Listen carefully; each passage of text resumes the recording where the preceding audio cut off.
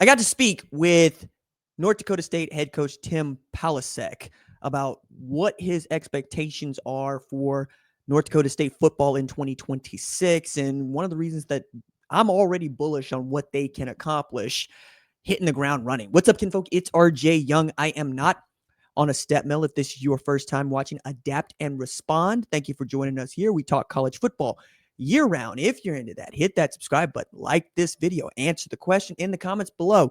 What do you think North Dakota State's record will be at the end of 2026? Now, it should go without saying that the Mountain West has had to tear up their schedule and put together a new one, which I don't think is going to be that difficult, as they're going to enter into 2026 with 10 teams. Now, what's interesting about this is not just the addition of North Dakota State, but who is also leaving the conference. Among them, Fresno State and Boise State, which means that 4 of the last Mountain West championships won are watching themselves walk away. So the Fresno State, Boise State, 2 of those teams. Now, UNLV still going to be a comer, and I think that's going to be right at the top with North Dakota State battling for the Mountain West championship if they get an opportunity to do that, which I want to discuss. But I got to talk with Coach Polasek in a one-on-one interview about how long this had been in the works and what, if any, reservations he might have about entering into FBS first year and being the guy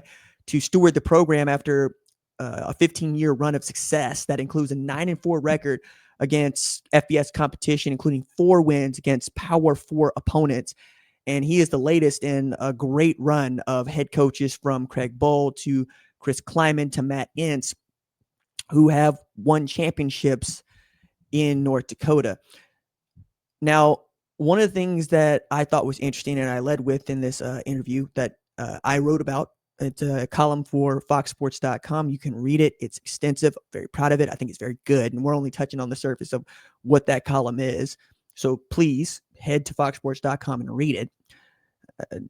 Does he think this team can make the college football playoff? And given how hard they work, given the resources they have available, there's no reason to believe that they should not be able to compete on the field at a level to reach the college football playoff. When I made this segment last Sunday, after the news first surfaced that this was going to happen, that was immediately a thing. I think they become a sleeper pick for the playoff if they can get a waiver to play.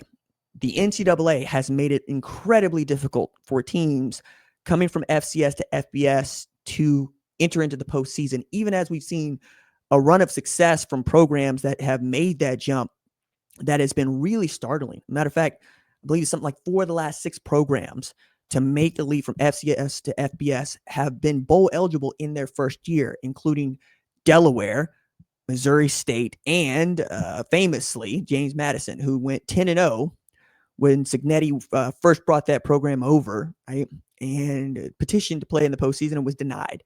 It sucks.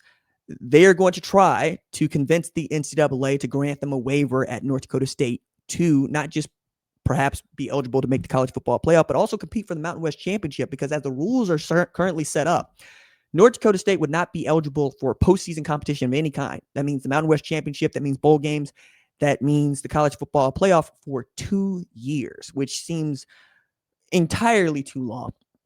And the reason that the NCAA had put this 2-year probationary period in place is because it felt that these programs needed to demonstrate for 2 years that the scholarship limit going up was not going to hurt them, as well as their operating budget going up was not going to cripple the athletic department.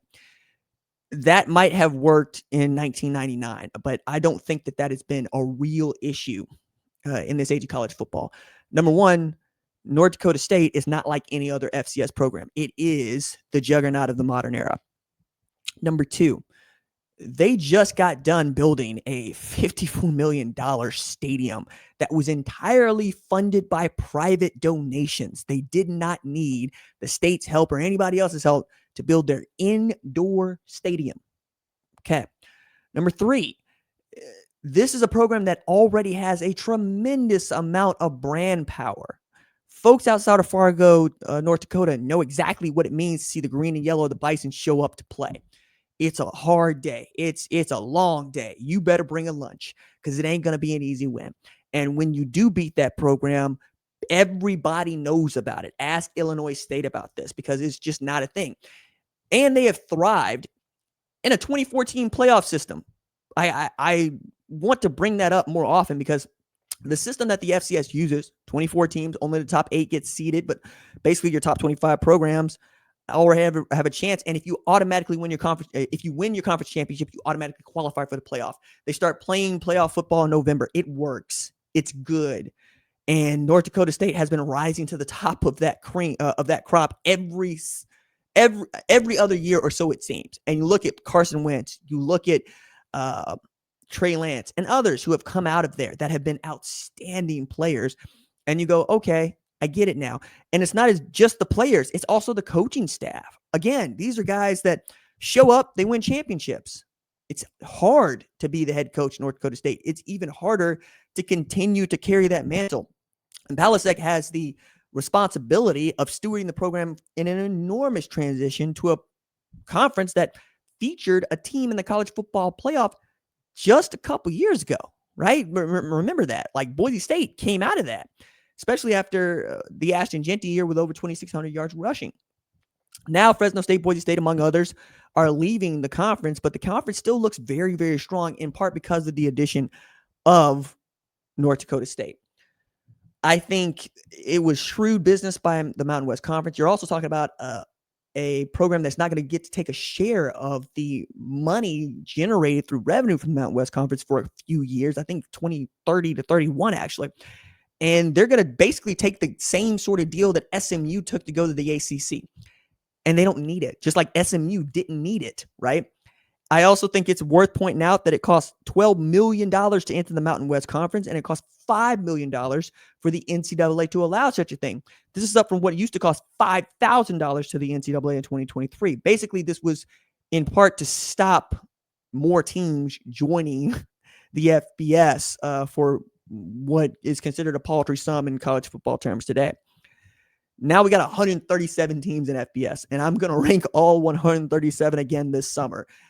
But right now, I don't know that you could look at another program in the group of 6 and not immediately believe that they have everything they need to contend. All that needs to happen is the NCAA has to allow it. But will they?